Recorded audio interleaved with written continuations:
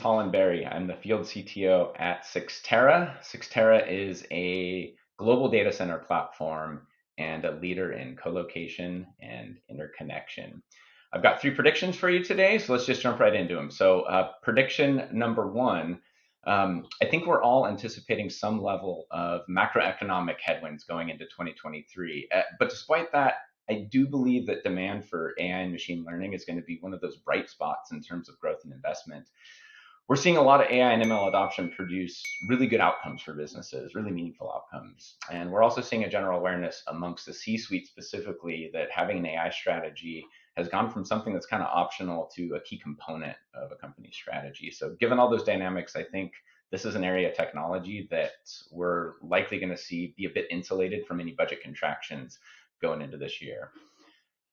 Prediction number two, given that budgets are likely going to be tight this year, I think we're going to see companies putting their public spend under a bit of a microscope. A lot of companies had a bit of a blank check when it came to public cloud deployments, which peaked during the pandemic, and I think there were some overcorrections in some cases. This is likely going to result in certain workloads being moved to a different venue. We think public cloud is great for several use cases, things like early experimentation, seasonal workloads, DevOps, apps that burst up and down, but it's not always ideal, and it's usually most often costly for things like steady state resource intensive workloads.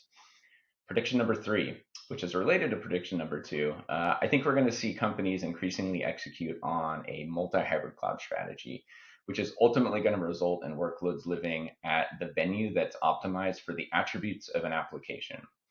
This exercise, I think, is going to result in some workloads staying in the public cloud, some are going to move to SaaS, some are going to come to co-location environments, especially where the cost predictability, performance, and security of a dedicated environment inside of the data center venue is top of mind for the end user.